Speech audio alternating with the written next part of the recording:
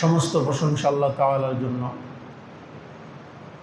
যিনি আমাদেরকে ধারাবাহিক মহাগ্রন্থ আল কোরআনুল কারীমের তাফসীর আলোচনা করার শোনার সুযোগ দান করেছেন। সে আল্লাহ সুবহানাহু ওয়া তাআলার কাছে জবান খুলে মহব্বতের শুকরিয়া আদায় করি, সকলে বলি আলহামদুলিল্লাহ।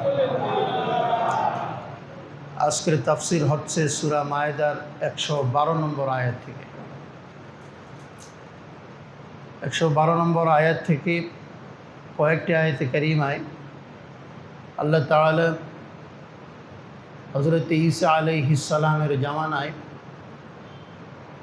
তার অনুসারী হাওয়ারিনগণ ঈসা আলাইহিস সালামের কাছে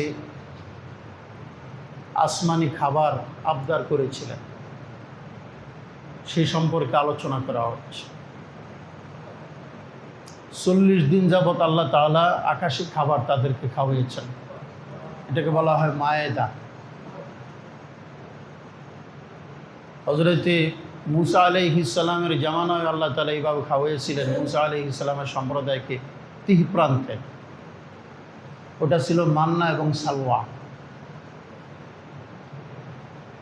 তো হযরতে ঈসা আলাইহিস সালামের যারা অনুসারী এদেরকে বলা হয় হাওয়ারিন। হাওয়ারিনগণ ঈসা আলাইহিস সালামকে একবার প্রশ্ন করল যে আপনার রব আল্লাহ কি পারেন আকাশ থেকে আমাদের জন্য খাবারের ব্যবস্থা করে দিতে? সারা পৃথিবী আল্লাহ তাআলা শুধু নয়, গোটা সৃষ্টি জগৎ আল্লাহ তাআলা পরিচালনা করেন। আকাশ থেকে আল্লাহ তাআলা খাবার দিবেন, এটা একেবারে নগণ্য একটা বিষয়।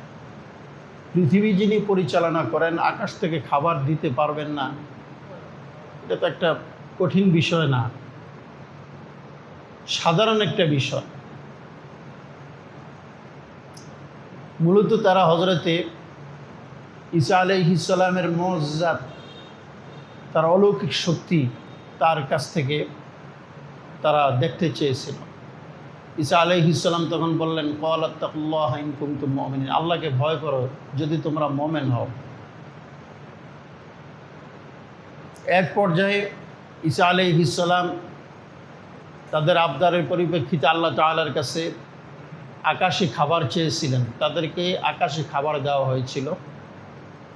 বিশাল বড় একটা প্লেটের ভিতরে মাছ ছিল, এর ভিতরে গোশত ছিল, বিভিন্ন ধরনের সবজি ছিল, রুটি ছিল, মাখন ছিল, মধু ছিল, পনির ছিল, ঘি ছিল, জয়তুন ছিল। এ কয়েক প্রকারের খাবার বিশিষ্ট প্লেট আল্লাহ তাআলা পাঠিয়ে দিলেন ফেরেশতার মাধ্যমে। মাল্লাহুল মাওলা ফালাহুল কুল। হাদিসের ভিতরে এসেছে, কেউ যদি আল্লাহর জন্য হয়ে যায়, আল্লাহ তার জন্য হয়ে যায়। আল্লাহ সেজন্যই বলেছেন, হুয়াল্লাযী খালাকা লাকুম মা ফিল আরদি জামিআ, সৃষ্টির ভিতরে যা কিছু আছে সব তোমাদের জন্য আমি আল্লাহ তাআলা সৃষ্টি করেছি।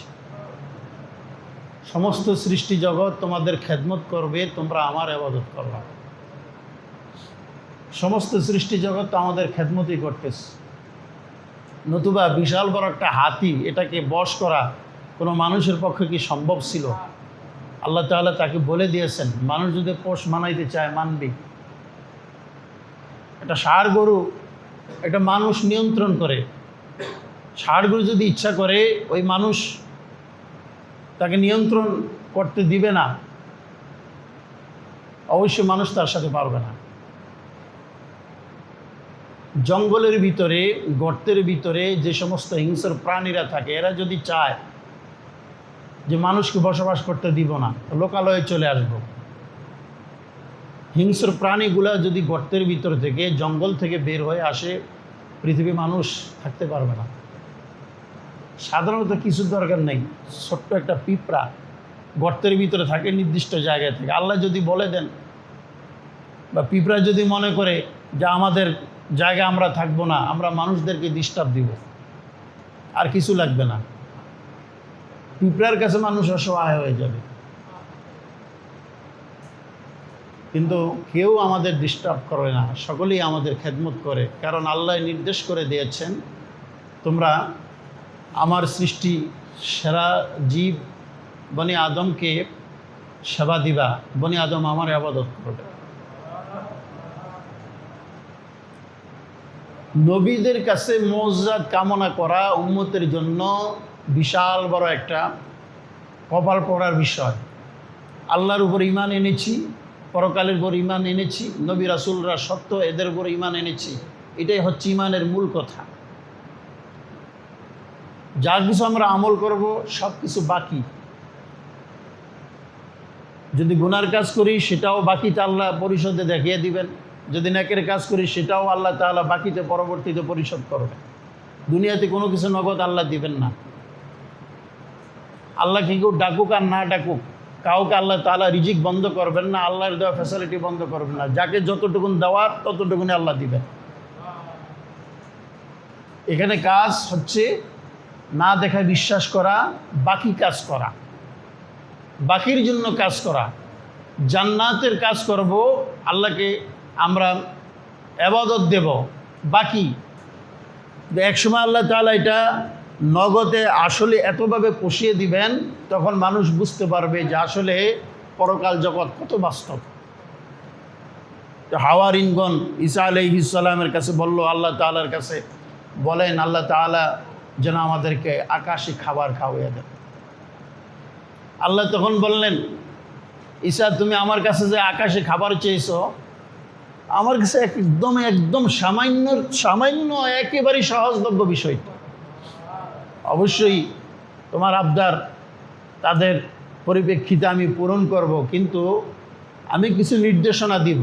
যদি আমার অবাধ্য হয় আমি এমন শাস্তি তাদেরকে দিব যে ইতিপূর্বে পৃথিবীতে কোনো জাতিকে আমি এরকম শাস্তি দিইনি, এরকম শাস্তি দিব। আল্লাহ সতর্ক করে দিলেন। হাওয়ারিনগণ বলল, ও ঈসা আমরা মেনে চলব, আল্লাহকে বলেন আল্লাহ যেন আমাদেরকে আকাশী খাবারের ব্যবস্থা করে দেন। হযরত ঈসা আলাইহিস সালাম আল্লাহ তাআলার কাছে বললেন, আল্লাহ বারবার এরা আকাশী খাবার খেতে যাচ্ছে, আপনি আকাশী খাবারের ব্যবস্থা করে দেন। আল্লাহ তাআলা তখন আকাশী খাবার পাঠিয়ে দিলেন ফেরেশতাদের মাধ্যমে। আল্লাহ তাআলা সেই সম্পর্কে আলোচনা করতেছেন, إذ قال الحواريون يا عيسى ابن مريم هل يستطيع ربك أن ينزل علينا مائدة من السماء قال اتقوا الله إن كنتم مؤمنين। আমার হাবিব স্মরণ করুন সেই সময়কার কথা যখন হাওয়ারিনগণ ঈসাকে বলল, ও ঈসা আপনার রব আল্লাহ কি পারেন আকাশ থেকে আমাদের জন্য খাবারের বন্দোবস্ত করে দিতে? ঈসা তখন বললেন, তোমরা যদি মুমিন হয়ে যাও, মুমিন হও, তাহলে আল্লাহকে ভয় করে এই ধরনের কথা বলো না। قالوا نريد أن نأكل منها وتطمئن قلوبنا ونعلم أن قد صدقتنا ونكون عليها من الشاهدين। তারা বলল, ঈসা আমরা এই কারণে আকাশী খাবার খেতে চাচ্ছি, আমরা আকাশী খাবার খাবো, আমাদের অন্তর প্রশান্তি হয়ে যাবে, আর আমরা এটাই জেনে নিব যে আপনি আল্লাহর পক্ষ থেকে সত্যবাদী, এবং আমরা এই ব্যাপারে সাক্ষী হয়ে যাব। আকাশে খাবার খাওয়ে সাক্ষী দিতে হবে আমি তোমাদের নবী। চিন্তা করো, এত কিছু করার পর হযরত ঈসা আলাইহিস সালামকে আল্লাহ বললেন, ঈসা আমি আকাশ থেকে খাবার পাঠাবো। ঈসা আলাইহিস সালাম তার আগে কি বলেছিলেন? আল্লাহ তাআলার কাছে বলেন, ক্বালা ঈসা ইবনু মারইয়াম আল্লাহুম্মা রাব্বানা আরসিল আলাইনা মাইদাতাম মিনাস সামা। ঈসা ইবনে মারইয়াম আল্লাহ তাআলাকে বললেন, আমার আল্লাহ আপনি আমাদের উপর আকাশ থেকে খাবার দান করুন। তাকুনু লানা ঈদাল লিআউয়ালিনা ওয়া আখিরিনা ওয়া আয়াতাম মিন, যেটা আমাদের নিজেদের জন্য এবং আমাদের পরবর্তীদের জন্য এটা একটা ঈদের কারণ হবে, আনন্দ উৎসবের কারণ হবে এবং আপনার পক্ষ থেকে একটা নিদর্শন হবে।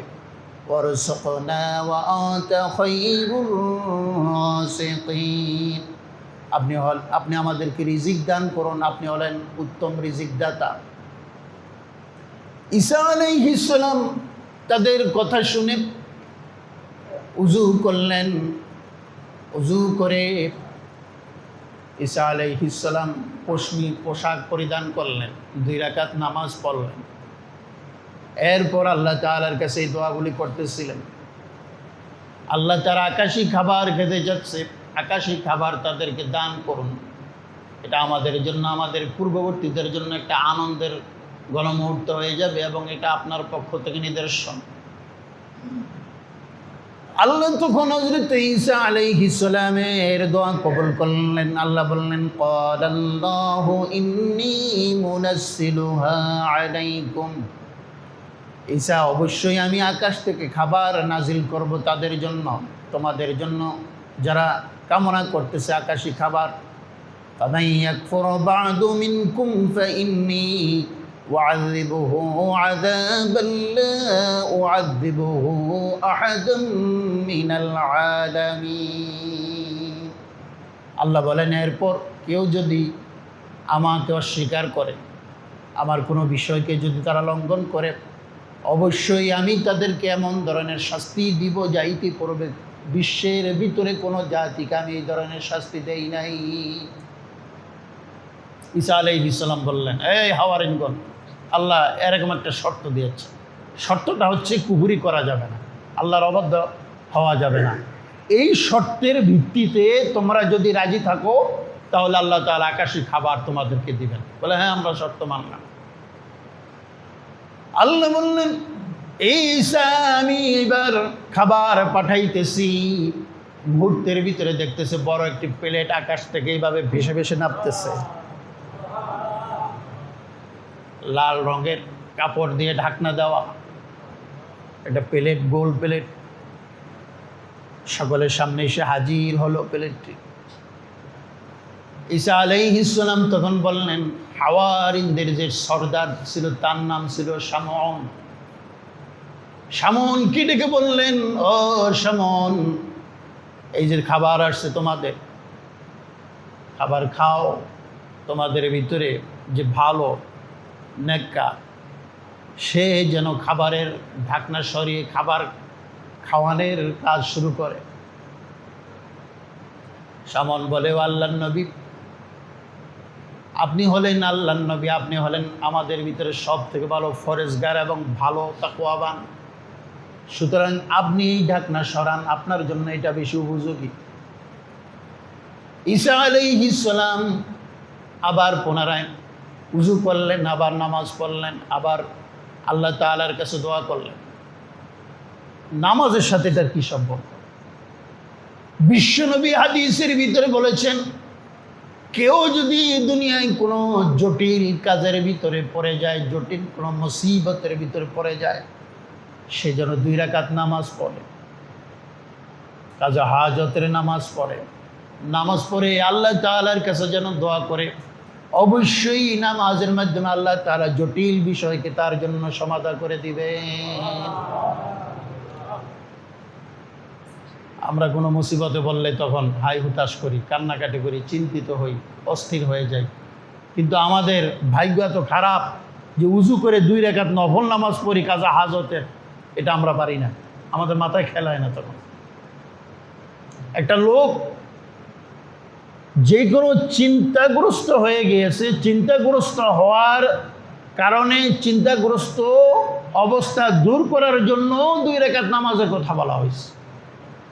কেউ যদি মারাও যায়, মৃত্যুর সংবাদও শোনেন, অমুক মারা গিয়েছে আপনার জানাশোনা বা আত্মীয়ের ভিতরে, তাহলে সেই ক্ষেত্রেও 2 রাকাত নামাজের কথা বলা হয়েছে। 2 রাকাত নামাজ পড়ো, নামাজ পড়ে আল্লাহ তাআলার কাছে তার রহে বখশিয়ে দাও, আল্লাহ যা সব দিয়েছো, এই মৃত ব্যক্তি আমার আত্মীয় বা আমার পরিচিতি বা আমার সাথে উঠা বসা করেছে, তার রুহে পৌঁছে দিও, আল্লাহ তাকে মাফ করে দিও, এটাও তার জন্য উপকার হবে, নিজের জন্য উপকার হবে।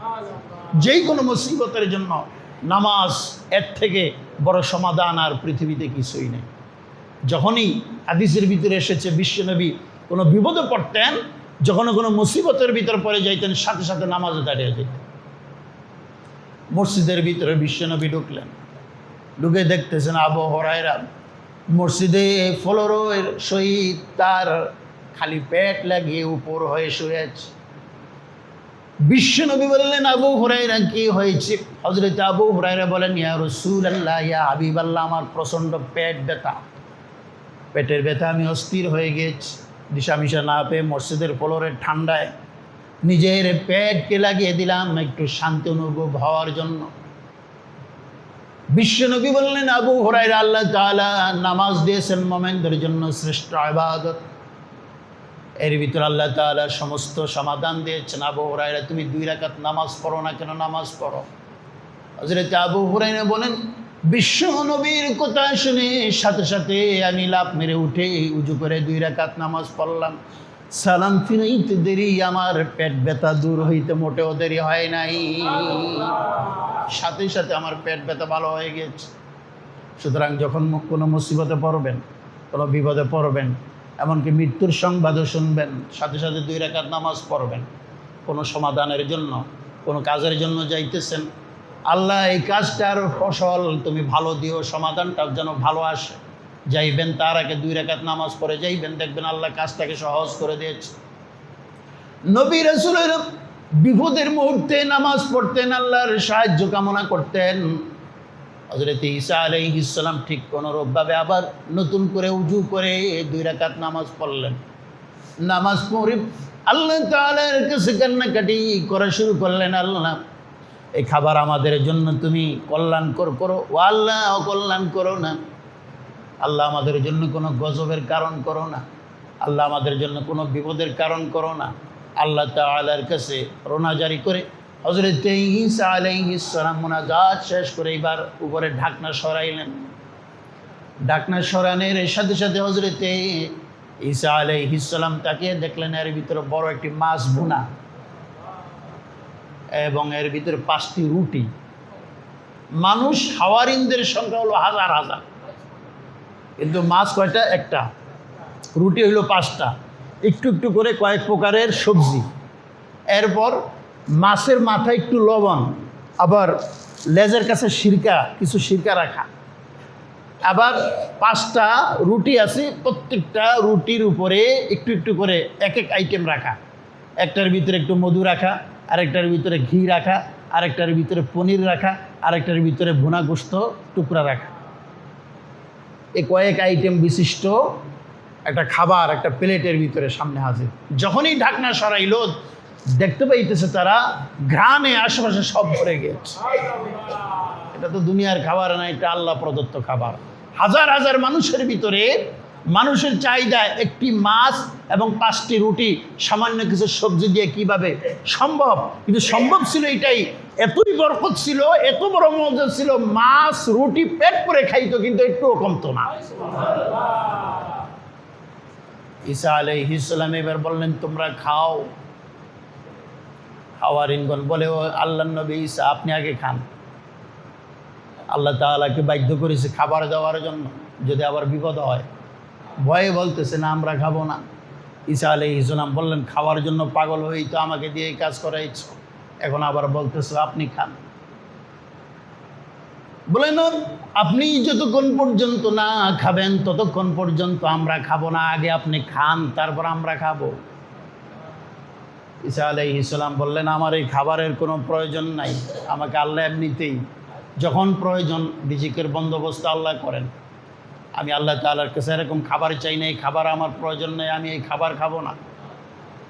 নবী যখন বলল আমি এই খাবার খাবো না, হাওয়ারিনগণের ভিতরে ভয় ঢুকে গেল, না জানি এর ভিতর কোনো সমস্যা। বলে, না আমরা তাহলে খাবো না। ঈসা আলাইহিস সালাম বললেন, খাবা না? বলে, না খাবা না। না। ঈসা আলাইহিস সালাম ডাকলেন, ঠিক আছে খাবার প্লেট এখানে থাকো। গরিব মানুষ কারা কারা আছে তালাশ করলেন, এদিকে আসো। অসুস্থ মানুষ কারা আছে তালাশ করলেন, অন্ধ মানুষ, কুষ্ঠরোগী, বিভিন্ন রোগে আক্রান্ত, ল্যাংড়া লুলা, চলতে কষ্ট হয়, স্ট্রোকের রুগী, মাজা ব্যথা, মাথা ব্যথা, ঘাড় ব্যথা, যত ধরনের সমস্যা বিশিষ্ট রুগী সকলকে ডাকলো এদিকে আসেন, গরিবদেরকে ডাকলো এদিকে আসেন। কুলুলা কোমল হানা ওয়ালি গৈরি কোমল বালা। ঈসা বললেন, তোমরা এই খাবার খাও, তোমাদের জন্য স্বাস্থ্য উপযোগী, তোমরা খাইবা, তোমাদের জন্য উপকারী, তোমরা ছাড়া অন্য যারা খাবে তাদের জন্য ক্ষতি হয়ে যাবে। এখন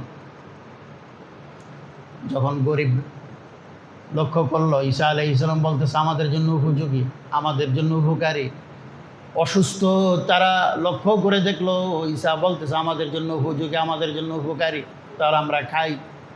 সকলে মিলে খাইল।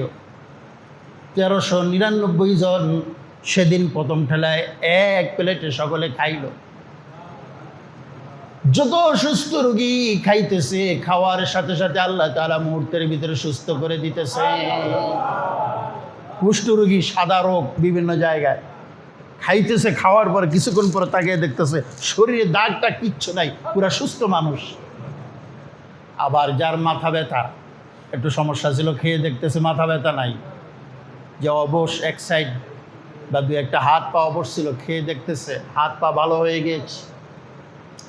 যার যে সমস্যা, রোগী সুস্থ হয়ে যাইতেছে। আবার গরিবরা খাইলো, খাবার পর বাড়িতে গেল, এই খাবার 1 দিন 2 দিন এইভাবে 40 দিন পর্যন্ত ছিল। গরিবরা দেখতেছে কিছু দিনের ভিতরে আল্লাহ তাআলা কোন কারণে যেন তাদেরকে ধনী বানিয়ে দিচ্ছেন। এখন সমাজের ভিতরে যারা বড় নেতা ছিল, মাতব্বর ছিল, ধনী ছিল, এরা পড়ে গেছে বিপদে। এরা চিন্তা করলো আরে কি ক্ষতিটা না করলাম। ওরা সমাজের ভিতরে যাদের গণায় দড়ি নেয়, অসুস্থ মানুষ কি কাজে লাগে সমাজে, গরিব মানুষ কি কাজে লাগে, এদেরকে আমরা লিড দেই, এরা খেয়ে উপরে যাচ্ছে, উঠে যাচ্ছে, আর আমরা নিচে পড়ে যাচ্ছি, না হইতে দেওয়া যাবে না। প্রথম দিন 1399 জন লোক খাবার খাইল। খাবার যতই খায়, খাওয়ার পর মুহূর্তের ভিতরে তাকিয়ে দেখতেছে খাবার একটু কমে না, পেট পরে সকলে খেয়েছে। প্লেটের এদিকে তাকিয়ে দেখে খাবারের প্লেট আগে যেরকম ছিল ঠিক সেরকমই রয়ে গিয়েছে। খাবার প্লেট যখন শেষ, বিকাল পর্যন্ত থাকতো খাবারের প্লেট, খাওয়া যখন শেষ আবার আকাশে এমনিতে উঠে যায়।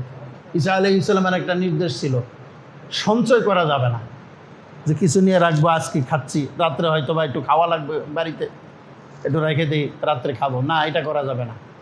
পরের দিন আবার অপেক্ষা করতে হবে খাওয়ার জন্য। সঞ্চয় করা যাবে না, যতটুকুন পারো খাইতে পারবা, কিন্তু নিতে পারবা না। এর ভিতরে কিছু কিছু গরিব মানুষ, কিছু কিছু অসুস্থ মানুষ, এরাই তো খাইতেছে, এদের ভিতরে লোক কাজ করলো একটু ঢুকাই। যে ঢুকাইতেছে বা যে ঢুকাইলো তারই ক্ষতি হলো। পরবর্তীতে কি কি ক্ষতি হবে দেখেন। কিছুদিন পর ওই ধনীরা এবং সমাজের ভিতরে যারা লিড দিল, যারা লিডার, এরা বলতেছে না এদেরকে খাইতে দেওয়া যাবে না, আজকে যে আসবে ঠ্যাং ভেঙে ফেলাম, লাঠি সোটা নিয়ে রেডি, আর আজকে আর খাইতে হবে একেবারে দিব। এরপর ওই লোকদেরকে বাধা দিল যারা গরিব মানুষ, খেয়ে খেয়ে তারা ধনী হয়ে যাইতেছে, যারা অসুস্থ মানুষ সুস্থ হয়ে যাইতেছে, এদেরকে বাধা দিল। সমাজের ভিতরে যারা নেতৃত্ব দানকারী, নেতৃত্ব স্থানীয়, এরা বাধা দিল, এদেরকে খাইতে দেওয়া যাবে না। বাধা দিয়ে শরীফ এবার নিজেরাই খাওয়া শুরু করলো। 40 দিনের মাথায়, সেদিন ছিল 40 দিনের দিন। খাওয়ার পর প্লেট আকাশে উড়ে গেল। প্রত্যেকে বাড়ি থেকে খুবই আনন্দ, মনের ভিতরে খুব খুশি। এতদিন গরিব খায় বড়লোক হয়ে যায়, অসুস্থ খায় সুস্থ হয়ে যায়, তারা আমাদের উপরে লিড দিবে, সুযোগ হবে না। এখন আমরা সেই সুযোগ পাইলাম। আল্লাহর কুদরত বোঝা যায় না। সেদিন তারা খেয়ে নিজেদের ঘর বাড়িতে তারা অবস্থান করতেছে। গভীর রাত্রে হঠাৎ করে তাকে দেখতেছে যারা খাইল ধনী মানুষ, স্ত্রীকে সাথে নিয়ে শুয়েছে, ছেলে মেয়েকে সাথে নিয়ে শুয়েছে। গভীর রাত্রে তাকে দেখতেছে যে একটা শুয়োর শুয়ে আছে। আল্লাহ তাআলা শুকরে পরিণত করেছে। এখন স্বামী স্ত্রী শুয়েছে, গভীর রাত্রে তাকে দেখতেছে স্বামী না একটা শূকর শুয়ে আছে। এই মহিলা কি আর তার সাথে ঘর সংসার করা সম্ভব? মহিলা মানুষ ভয় পেয়ে চিৎকার চেঁচামেচি করা শুরু করছে। এইভাবে যারা খেয়েছে এদের সংখ্যা ছিল 333 জন। তাফসিরে সহির ভিতরে আছে 333 জন। 333 জনের প্রত্যেকের ভিতরে আল্লাহ তাআলা প্রত্যেককে শূকর বানিয়ে দিয়েছেন। আর যারা সঞ্চয় করেছিল তাদেরকে আল্লাহ তাআলা বানর বানিয়ে দিয়েছে। গভীর রাত্রিতে কেউ শূকর, কেউ বানর। এবার শূকর বানর সকলে ঘর থেকে বের করে দিল। এটা তো আর ঘরে রাখা যায় না, পুরা শূকর, পুরা বানর। সকালবেলা মহল্লার থেকে বিভিন্ন জায়গায় ঘর থেকে মানুষ বের হয়ে আসতেছে, আর আলোচনা হইতেছে অমুকে শূকরে পরিণত হয়ে গেছে, অমুকে বানরে পরিণত হয়ে গেছে, অমুকের স্বামী বা অমুকের বাবা শূকর হয়ে গেছে, অমুকের বাবা বা স্বামী বানর হয়ে গেছে। মানুষের ভিতরে আলোচনা সমালোচনা করা শুরু হলো। হযরত ঈসা আলাইহিস সালাম সেই পথ দিয়ে যাইতেছেন, সকল মানুষ এসে হাজির হয়ে গেল। ও ঈসা, আমার স্বামী কই? আবার কেউ বলতেছে আমার বাবা কই, কেউ বলতেছে আমার সন্তান কই। ঈসা আলাইহিস সালাম বললেন, তোমার বাবা, তোমার স্বামী, তোমার সন্তান কি অকারেন্স করেছিল তাদেরকে জিজ্ঞাসা করো। বলে তাদেরকে জিজ্ঞাসা করার কোনো সুযোগ নাই, তারা তো শূকর বানর হয়ে গিয়েছে। এবার ওই সমস্ত বানর এবং শূকররা হযরত ঈসা আলাইহিস সালামের কাছে এসে হাজির হয়ে গেল। ঈসা আলাইহিস সালাম তাকে দেখতেছেন, একদল বানর একদল শূকর। ঈসা আলাইহিস সালাম প্রত্যেককে চিনতেছেন। ঈসা আলাইহিস সালাম এবার ডাক দিয়ে বলতেছেন, এই অমক, তোমাকে না আমি নিষেধ করলাম, তোমাদেরকে না আমি নিষেধ করলাম, খবরদার খবরদার আল্লাহর হুকুমের অবাধ্য হবে না, খবরদার তোমরা জুলুম করবে না। আল্লাহর হুকুমের অবাধ্য হয়েছ, জুলুম করেছ, দুইটার কারণ আল্লাহ তাআলা তোমাদেরকে শাস্তি করেছেন। এবার ওই সমস্ত শূকর এবং বানররা মাথা এইভাবে ঝুঁকিয়ে দিয়ে কান্নার ভান করতেছে, কান্না করতেছে, চিৎকার চেঁচিমেচি করতেছে। শূকর আওয়াজের শূকর, বানরের আওয়াজের মতো বানর। হযরত ঈসা আলাইহিস সালাম বললেন, আমার আর কিছু করার নাই, আল্লাহ তাআলাকে বাধ্য করেছো আকাশে খাবার দেওয়ার জন্য, সুতরাং তোমাদের এই পরিণতির জন্য তোমরা নিজেরাই দায়ী, আমি আর কিছু করতে পারবো না। তাফসীরের কিতাবের ভিতরে এসেছে 3 দিন পর ওই সমস্ত শূকর এবং বানরগুলি মারা গিয়েছে। সেজন্যই আল্লাহর হাবিবের উপর আল্লাহ তাআলা এই ঘটনার আয়াত নাজিল করে বলতেছেন, আমার হাবিব, আমার হাবিব, আমি আল্লাহ সব কিছু করতে পারি, সব কিছু আমি আল্লাহ করতে পারি, কিন্তু আমি আল্লাহ সবসময়ের জন্য সব কিছু করি না। আমি আল্লাহ নীরবে হজম করি, সহ্য করি, দেখি আমার বান্দাদেরকে সুযোগ দেই ভালো হওয়ার জন্য। এই আয়াতগুলি সে সময় নাজিল হয়েছিল একটা ঘটনাকে কেন্দ্র করে। একবার মক্কাবাসীরা বিশ্বনবীকে এসে বলতেছে যে আপনি যদি সত্যনবী হয়ে থাকেন তাহলে সাফা এবং মারওয়া দুইটা পাহাড়কে স্বর্ণের পাহাড়ে পরিণত করে আল্লাহ তাআলার কাছে বলে আমাদেরকে দেখিয়ে দেন, তাহলে আমরা বিশ্বাস করব আপনি সত্যনবী। বিশ্বনবী আল্লাহ তাআলার কাছে ফরিয়াদ করেন। আল্লাহ তাআলা তখন আয়াত নাজিল করে বললেন, আমার হাবিব, এরকম বহু কথা আমি শুনেছি, নতুন কিছু না, এরকম ইতিপূর্বে বহু ঘটনা ঘটিয়েছি। হ্যাঁ, আমি অবশ্যই স্বর্ণ করে দিব, তবে শর্ত হচ্ছে যদি স্বর্ণ করার পর ঈমান আপনার উপর ভালোভাবে না আনে তাহলে আমি এরকম শাস্তি দেব যেরকম শাস্তি ইতিপূর্বে আর কাউকে দেই নাই, এই শাস্তিটা আরও কঠিন হবে। তখন হযরতে রাসূল করিম সাল্লাল্লাহু আলাইহি ওয়াসাল্লাম আল্লাহ তাআলার কাছে বললেন, আল্লাহ, আমার কওমকে আপনি শাস্তি দিবেন, এটা আমি সহ্য করতে পারবো না, আমি হলাম রহমাতুল লিল আলামিন। সুতরাং আল্লাহ, এরা ভুল বুঝেছে, এরা বুঝে নাই, এরা না জেনে শুনে দাবি করেছে, আল্লাহ আপনি এদেরকে মাফ করে দেন। তখনই আল্লাহ তাআলা আয়াতুল কারিমাগুলি নাজিল করে ঈসা আলাইহিস সালামের ঘটনা স্মরণ করিয়ে দিয়ে বিশ্ববাসীকে জানিয়ে দিয়েছেন যে এরকম কোনো কিছু বাধ্য করো না যে মনে করো যে আমি আল্লাহর শক্তি নাই, এরকম মনে করার কোনো কারণ নাই। যদি বাধ্য করো আমি আল্লাহ অবশ্যই দিব, দিয়ে দেখাইব, এরপর বুঝাইব, এরকম শাস্তি দিব, শাস্তি পাওয়ার পর আর সংশোধন হওয়ার আর সুযোগ থাকবে না। সুতরাং আল্লাহ হলেন সকল বিষয়ের উপর মহা ক্ষমতাবান। এটার উপরে আমাদের বিশ্বাস স্থাপন করে আল্লাহর কাজ করতে হবে, আল্লাহর কাজ সবসময় করতে হবে। আমরা যা কিছু করব বাকিতে পাবো, সবসময় এটা খেয়াল রাখবেন। বাকিতে আল্লাহ তাআলা বলেছেন যে আমি আমার জান্নাতের বিনিময়ে ইন্নাল্লাহ আশতারা মিনাল মুমিনিনা আনফুসাহুম ওয়া আমওয়ালাহুম বিআন্না লাহুমুল জান্নাহ, আমি আমার জান্নাতের বিনিময়ে আমার মুমিনের জান মালকে আমি ক্রয় করে নিয়েছি, বিনিময়ে জান্নাত দিব। কিন্তু তাদের কাছ থেকে নিব তাদের জান এবং মাল, দুইটা জিনিস আল্লাহর রাস্তায় ভালোভাবে ব্যয় করতে হবে, কাটাইতে হবে। এটাকেই আল্লাহ তাআলার ইবাদত বলা হয়েছে। এই ইবাদতটা করার ক্ষেত্রে সবসময় আল্লাহর উপর তাওয়াক্কুল রাখতে হবে। আল্লাহ সব কিছু করতে পারেন। সুতরাং আমরা যে ইবাদত করি, রাসূলের অনুসরণ করি, যে আদর্শের উপরে চলি ইসলামের, এই আদর্শগুলি একসময় কাজে লাগবে। কিন্তু এটা মনে করার কোনো কারণ নাই যে আল্লাহ তাআলা সব কিছু আমাদের নিজের গতিতে আমরা করতেছি, আল্লাহ তাআলা তো নতুন করে কোনো ক্ষমতা দেখাচ্ছেন না। যদি দেখাইতেন তাহলে ভালো হইতো। এরকম যদি করি তাহলে আমাদের নিজেদের জন্য ক্ষতি হয়ে যাবে। এটা পরকালে আল্লাহ তাআলা আমাদেরকে দিবেন সে প্রতিদান। এগুলি আল্লাহ তাআলা বুঝাইতেছেন। আল্লাহ তাআলা বুঝার আমল করার তৌফিক আমাদেরকে দান করুন।